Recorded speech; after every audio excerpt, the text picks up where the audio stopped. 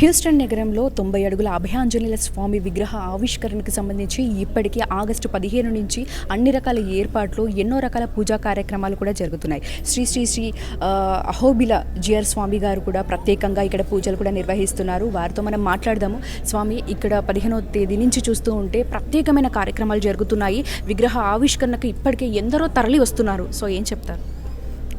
ఇది చూడాలి కదా, మరి తరలి రావాలి. ఎక్కడైనా ఒక సొంత గ్రామాల్లో జరుగుతుందంటే, ఎగ్జిబిషన్ ఉందంటే అందరూ వెళ్తుంటారు. అక్కడికి వెళ్ళటం వల్ల తాత్కాలికమైన ఆనందం కలుగుతుంది, డబ్బులన్నీ పోతాయి.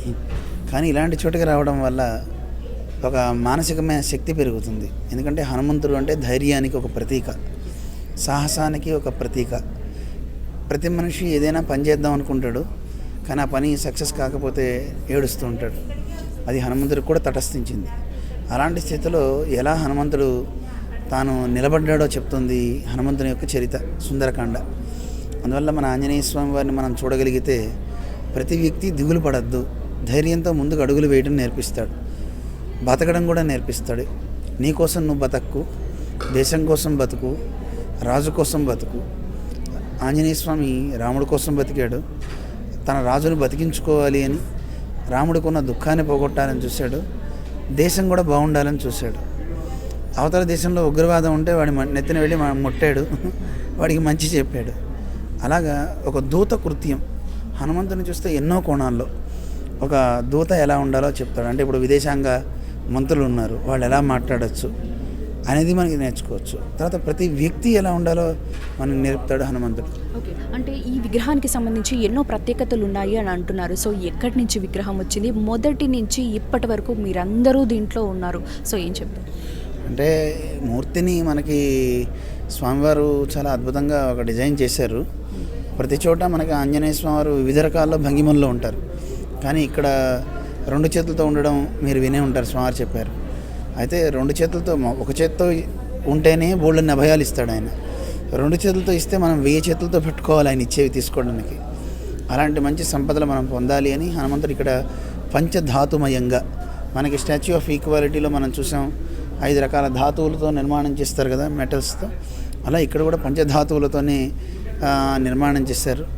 చాలా అద్భుతంగా నిర్మాణం చేశారు. ఎక్కడ శిల్పశాస్త్రంలో స్వామి భంగిమ ఎలా ఉండాలి, వానదానికి కూడా మనిషిలాగా పాదాలు పెట్టకూడదు, పాదభంగిమ చూసినట్లయితే వేళ్ళు ఎలా ఉండాలి, అక్కడి నుంచి చాలా చక్కగా నిర్మాణం చేశారు. గోళ్ళ దగ్గర నుంచి, వాటికి ఉండే రోమాల దగ్గర నుంచి కూడా.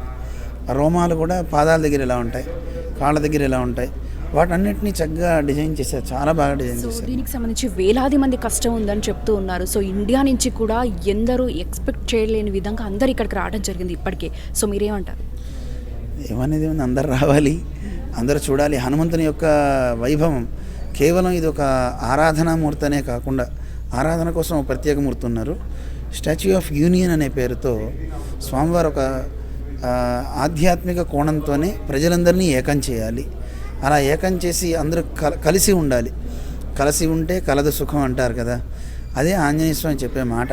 సో మొత్తానికైతే ఎంతో కన్నుల పండగగా, అంగరంగ వైభవంగా ఇక్కడ వేడుకలు జరుగుతున్నాయి. అలాగే శ్రీరామ నామస్మరణతో ఇక్కడ ప్రతి ఒక్కరూ కూడా ఆంజనేయ స్వామి ఏదైతే కూడా తన భక్తి శ్రద్ధలతో రాముణ్ణి కొలుస్తూ ఉంటారో, అదేవిధంగా ఇక్కడ అందరికీ కూడా రామనామస్మరణ చెప్తూ, అలాగే ఇక్కడ అందరూ కూడా తప్పనిసరిగా ఆహ్వానితులే. అలాగే మేమందరము కూడా ఇక్కడ చూస్తూ ఉన్నాము ఎంతో ఎగ్జైట్మెంట్గా, అలాగే ఎంతో భక్తి శ్రద్ధలతో. అమెరికా అయినా కూడా ఇండియా లాగా అందరూ కూడా ఇక్కడ భక్తి శ్రద్ధలతో అన్నీ కూడా చేస్తున్నారు. అలాగే ఇండియా నుంచి కూడా చాలామంది వస్తున్నారు, ఇంకా రావాలని అందరూ కోరుకుంటున్నారు. కేవలం ఒక ఇండియా నుంచే కాకుండా ఇండియాకి సంబంధించిన వారు ఎక్కడెక్కడ ఉన్నా కూడా ప్రపంచవ్యాప్తంగా అందరూ ఇక్కడికి తప్పనిసరిగా రావాలి, దేవుణ్ణి దర్శించుకోవాలి అని వీరందరూ కూడా కోరుకుంటున్నారు. స్వీటీ, హ్యూస్టన్.